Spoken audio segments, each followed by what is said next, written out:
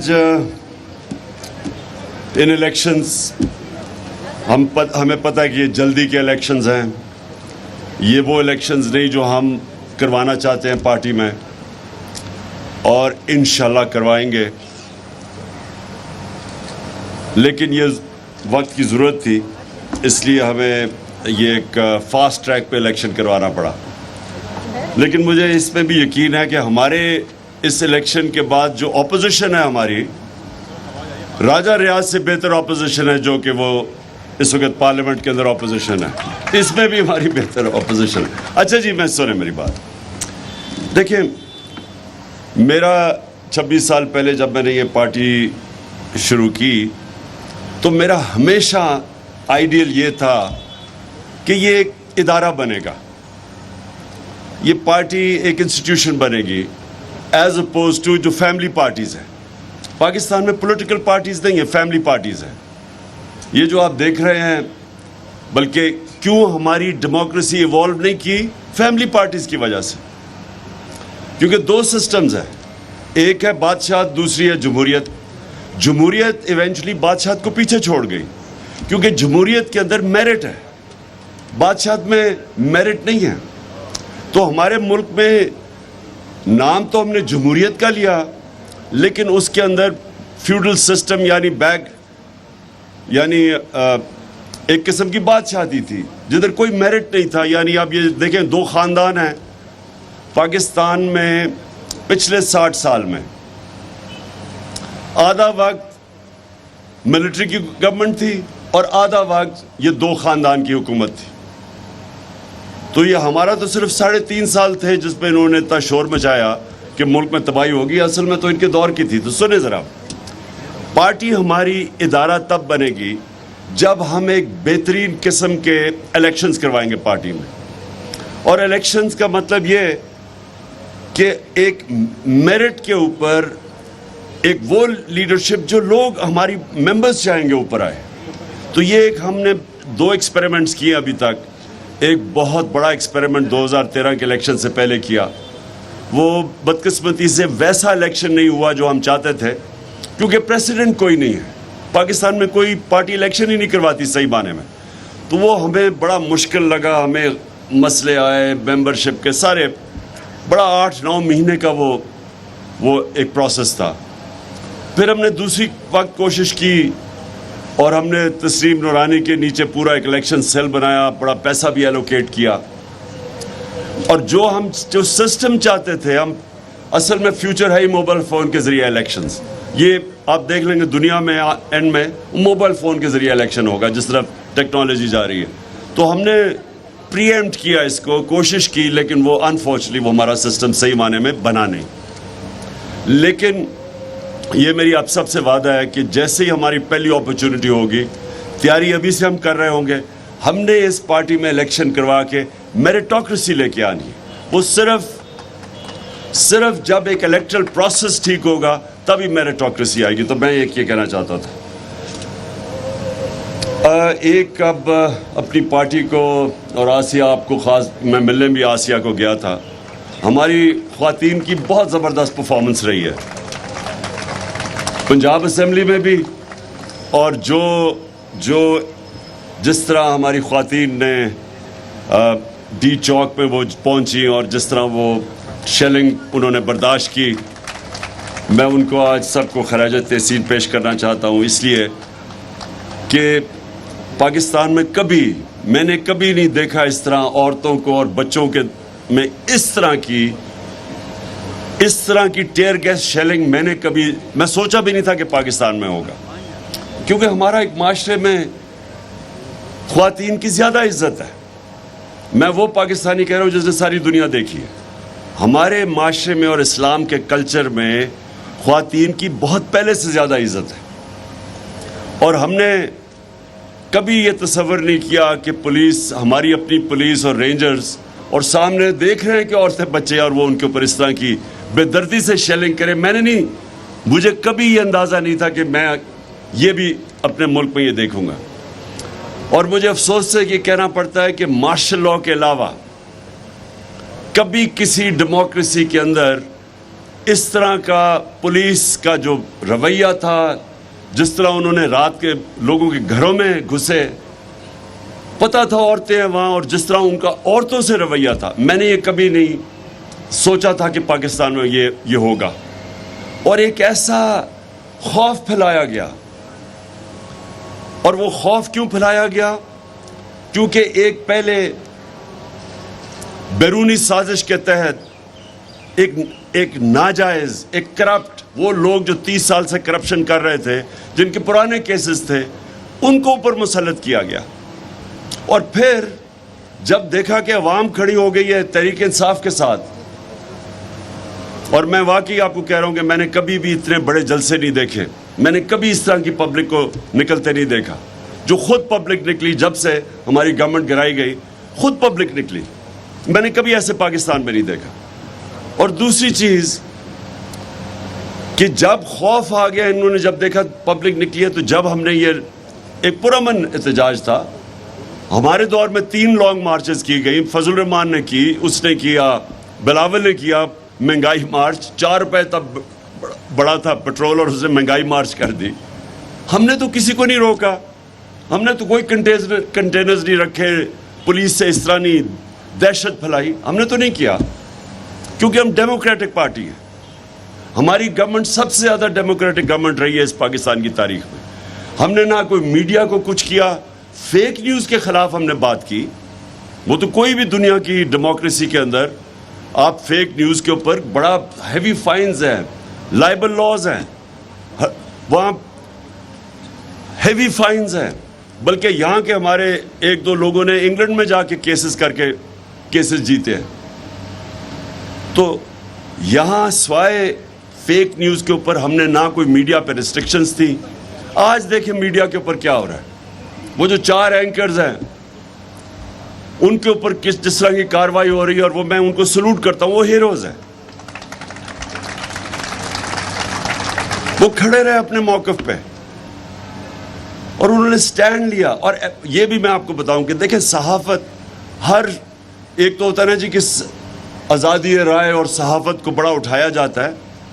ہر چیز میں پولیٹیشنز میں اچھے برے ہوتے ہیں، صحافی اچھے برے ہوتے ہیں، لیکن جب ایک کرائسس آتا ہے جس طرح یہ آیا اور جو پریشرائز کیا گیا، میڈیا کا منہ بند کرنے کی کوشش کی گئی، اس کے اندر ایمرج کیے ہیروز. اور یہ 4 جو صحافی جو کھڑے ہوئے ہیں اور جو اپنے موقف پہ ڈٹے رہے ہیں، اس کو یہ قوم کا اثاثہ ہے. جو اصل جرنلزم ہوتی ہے وہ قوم کے لیے بہت بڑا اثاثہ ہوتا ہے. جو کنسٹرکٹیو کرٹیسزم ہوتی ہے یہ ایسٹ ہے قوم کے. تو اس کے بعد جو انہوں نے جب یہ تشدد کیا اور سب کچھ کیا، ڈرایا، کیونکہ یہ ناجائز حکومت کو اب کیا انہوں نے، ان کے طریقے کیا تھے؟ ایک تو پہلے سازش ہو گئی، پھر انہوں نے اپنی یہ ساری پارلیمنٹ کو بالکل ڈسکریڈٹ کر کے رکھ دیا. ایک آدمی جو ان کی ٹکٹ لینے لگا اس کو انہوں نے اپوزیشن لیڈر بنا دیا. اس کا مطلب پارلیمنٹ ہی ختم ہوگی، جس میں اپوزیشن ہی نہیں، وہ پارلیمنٹ کیا ہے؟ اس کے بعد انہوں نے الیکشن کمیشن کو سنبھال لیا. الیکشن کمیشن پہلے ان کے ساتھ تھی.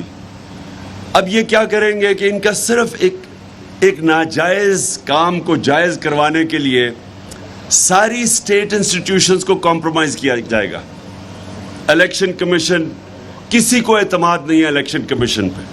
جو انہوں نے حلقہ بندیاں کی، ساری جگہ سے کمپلینٹس آ رہی ہیں، میلیفائڈ انٹینشن سے کی، کسی کو فیتھ نہیں ہے.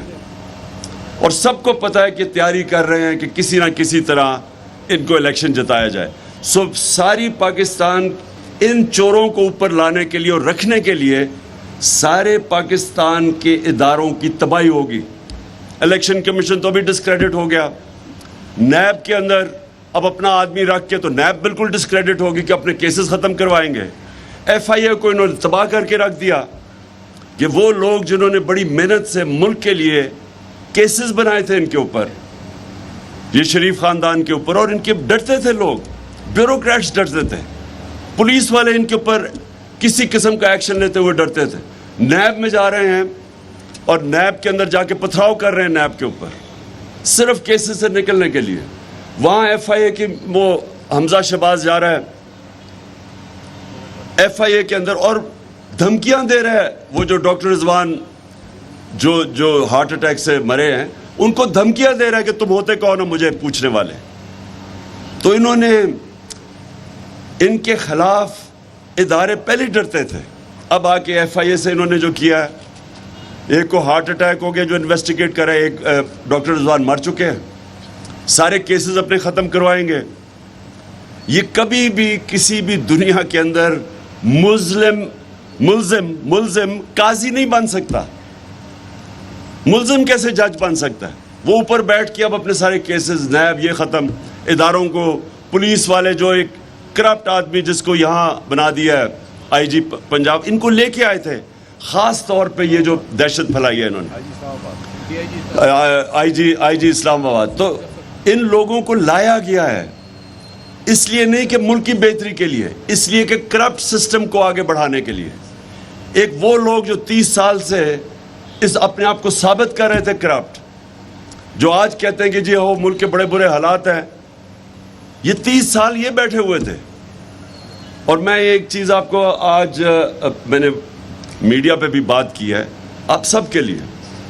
اس وقت 2 بہت بڑے مسئلے بنے ہوئے ہیں آج پاکستان کے, ایک لوڈ شیڈنگ اور دوسرا مسئلہ ہے پانی کا کسانوں کے لیے. شور مچا ہوا ہے کسانوں کا, برا حال ہے. دونوں کے لیے ہم نے ہمارے دور میں 50 سال کے بعد ڈیمز کے پروجیکٹ شروع کیے. ہم نے 10 ڈیمز کے پروجیکٹ شروع کیے جس میں 3 بڑی ڈیمز ہیں, 2 بڑی ڈیمز ہیں, ایک بمان ڈیم ہے. وابڈا نے ہمارے دور میں ان کی کریڈٹ ریٹنگ ایسی تھی کہ ان کو انٹرنیشنل ڈائریکٹ سوورن گارنٹیز کے بغیر ان کو لون ملتے تھے. جب سے یہ آئے ہیں اور یہ بڑے اس کے بہت دور دراز اس کے اثرات ہوں گے پاکستان, جب سے یہ آئے ہیں پہلے موڈیز نے ان کی کریڈٹ ریٹنگ ختم کی, مائنس پہ کی, اور پھر جب سے جنرل مزمل گئے ہیں جو چیئرمین وابڈا تھے, جب سے انہوں نے ریزائن کیا ہے, وابڈا کی کریڈٹ ریٹنگ مائنس نیگیٹو میں چلی گئی ہے. اب اس کا کیا ایفیکٹ ہوگا کسی کو بھی سمجھ نہیں آ رہی. اس کا مطلب کہ جو یہ ہم کوشش کر رہے تھے 50 سال کے بعد, ایک تو پانی کی سٹوریج کرنا, کیونکہ وہ آگے پانی کے بہت بڑے مسئلے آ رہے ہیں. ہمارے پاس زمین ہے کئی, لیکن ہمارے پاس جو پانی کا شارٹیجز آئیں گی آگے, اس کے لیے پانی کی سٹوریج چاہیے. تو وہ ڈبل کر رہے, ہماری کوشش تھی اگلے 7-8 سال میں پانی کی سٹوریج ڈبل ہو جائے. اب یہ سارے پروجیکٹس مشکل میں پڑ جائیں گے کیونکہ ان کو قرضے نہیں ملیں گے, کیونکہ وہ جو پہلے باہر سے قرضے مل رہے تھے ڈائریکٹلی وابڈا کو جنرل مزمل کے زمانے میں, وہ اب ختم ہو جائیں گے, وہ رک جائے گا. اور قرضے ملیں گے تو بہت مہنگے, تو آگے ہمارے پاس ڈالرز کی شارٹیج ہے. تو یہ تو ایک چیز ہوئی ہے. اس کے علاوہ جو ایک اکانومی 6% پہ گرو کر رہی تھی اور مشکل سے ایک بینکرپٹ اکانومی کو سنبھال کے کرونا کے دور سے نیویگیٹ کر کے تیسرے سال میں 5.6% گروتھ ریٹ اور چوتھے سال میں 6%, پروجیکٹڈ 5ویں سال میں 7% تھی, وہ اکانومی آج سیدھی طرف تیزی سے نیچے جا رہی ہے. صرف یہی نہیں کہ مہنگائی تو اس کا, اور کبھی پاکستان میں اس طرح کی مہنگائی نہیں ہوئی جو انہوں نے کیا. میں نے کہا کہ 4 روپے کے اوپر اس نے شروع کر دیا تھا, پٹرول کی یا ڈیزل کی قیمت بڑھائی تو اس نے مہنگائی مارچ شروع کر دی تھی, جس پہ ہم نے بالکل اس کو روکا نہیں. وہ لوگ بھول گئے وہ مہنگائی مارچ, وہ لوگوں کو کام پہ ٹانگنے والی وہ چیز یاد رہ گئی ہے سارے اس لمبی مارچ میں جس میں بڑا پیسہ خرچ کیا گیا. لیکن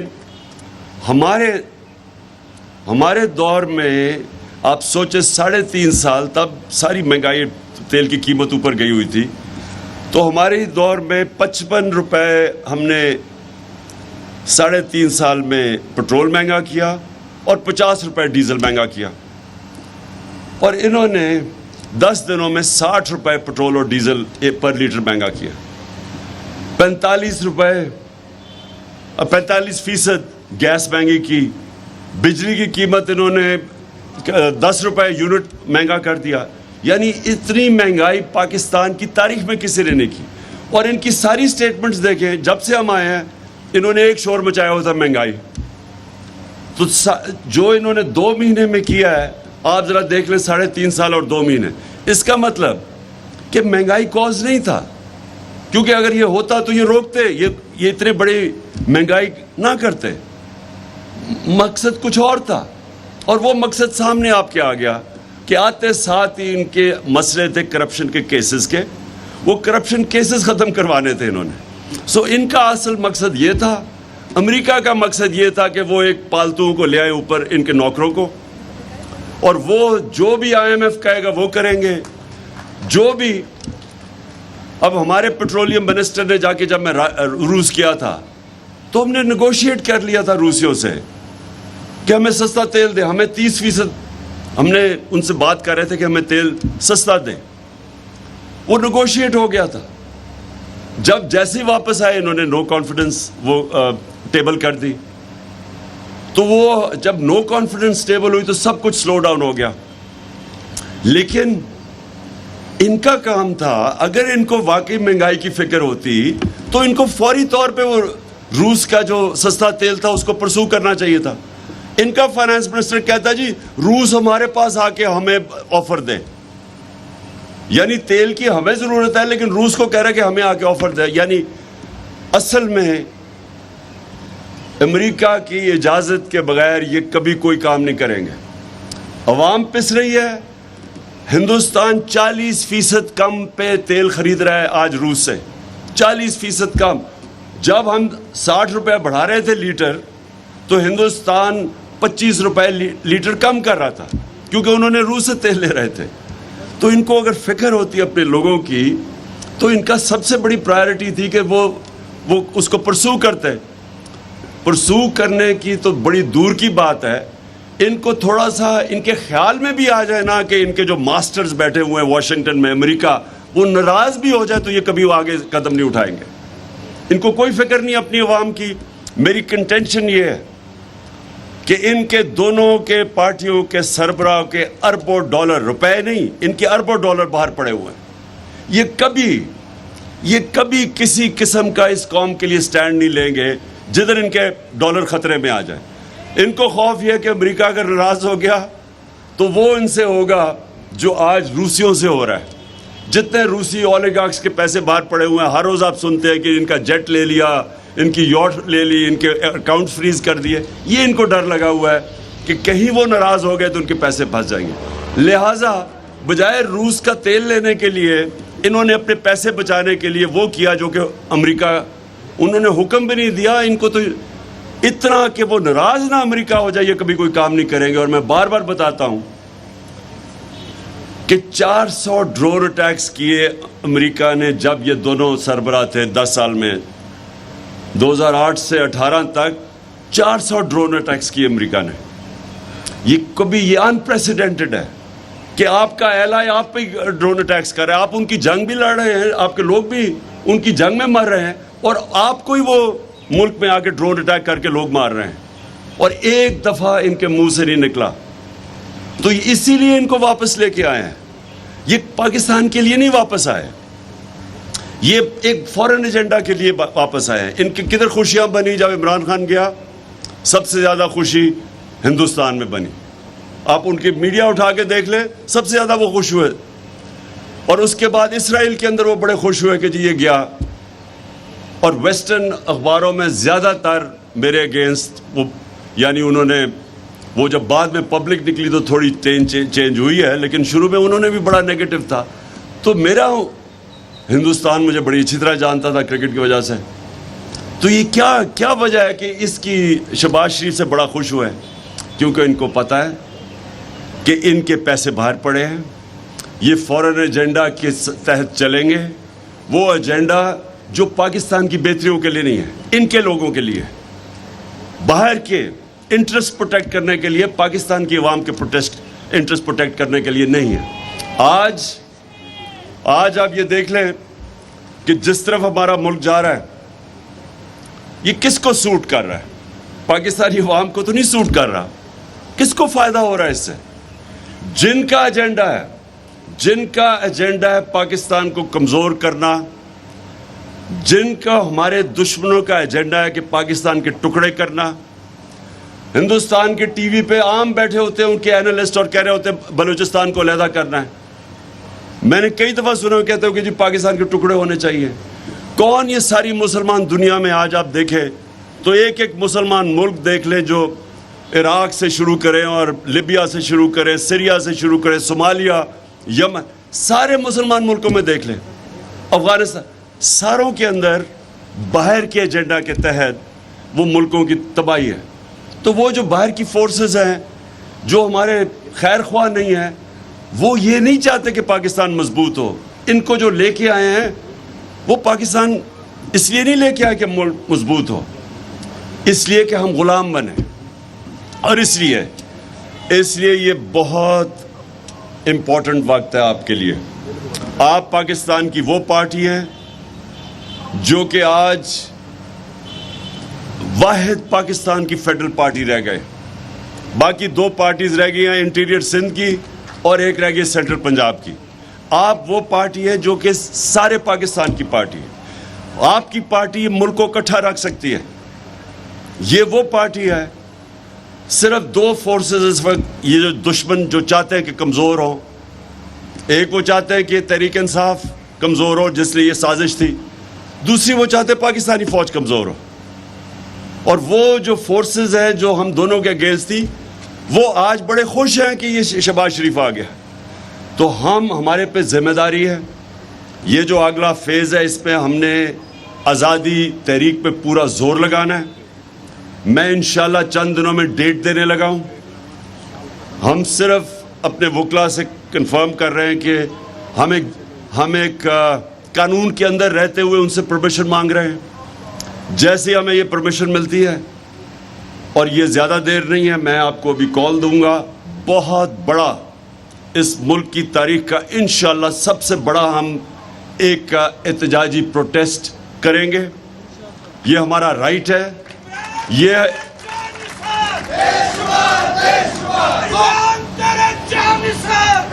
انشاءاللہ بس میں صرف آپ سب کو کہہ رہا ہوں کہ تیاری رکھیں. بس ہم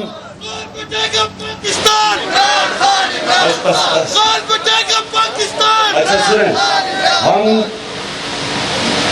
ہم ساروں میں نے تنظیموں کو کہا ہوا کہ اس کی تیاری رکھیں. ہم انشاءاللہ جیسے ہمارا کلیئر ہوتا ہے, ابھی سپریم کورٹ کا سے جو کلیئر کرتے ہیں کیونکہ ہم سپریم کورٹ میں گئے ہوئے ہیں, جیسے کلیئر ہوتا ہے میں آپ کو ڈیٹ دوں گا. میں سب کو چاہتا ہوں آپ جتنے بھی ڈیلیگیٹس بیٹھے ہوئے اپنے علاقوں میں تیاری کریں, کیونکہ میں اس کو یہ نہیں سمجھتا ہم پولیٹکس کر رہے ہیں. میں اس کو یہ سمجھتا ہوں کہ یہ ہم اپنے ملک کے لیے جہاد لڑ رہے ہیں. آزادی, ایک مسلمان جب اپنی آزادی کے لیے کھڑا ہوتا ہے وہ جہاد ہوتا ہے. اور انشاءاللہ میں جب آپ کو ڈیٹ دوں گا آپ کی سب کی تیاری ہونی چاہیے. بس اچھا آخر میں بفور یو لیو, نور اللہ قادری سے مذمتی قرارداد کروانی ہے وہ بی جے پی کے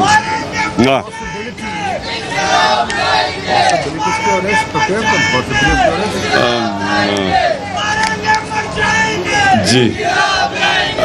میں جب ابھی ختم کر رہا ہوں, بس قادری صاحب آپ آ کے وہ جو ہندوستان میں ہمارے نبی صلی اللہ علیہ وسلم کی شان میں گستاخی ہوئی اس کے اوپر ایک قرارداد پاس کریں گے. لیکن میں آخر میں صرف یہ کہنا چاہتا ہوں آپ کی بہت بڑی ذمہ داری ہے. واحد پارٹی ہے جو اس ملک کو اکٹھا رکھ سکتی ہے. سارا سٹیٹس کو چوروں کا اکٹھا ہو گیا آپ کے خلاف اور عوام آپ کے ساتھ آ کے کھڑی ہو گئی. اور یہ جو عوام آپ کے ساتھ کھڑی ہوئی ہے یہ کبھی کبھی ملک کی تاریخ میں اس طرح قوم کھڑی ہو جاتی ہے ایک پارٹی کے پیچھے. یہ بھی ہمارے اوپر ذمہ داری ہے. اور انشاءاللہ میرا یہ ایمان ہے کہ آنے والے دنوں میں ہم ہی وہ پارٹی بنیں گے جو اس ملک کو حقیقی آزادی اور حقیقی جمہوریت کی طرف لے کے جائیں گے.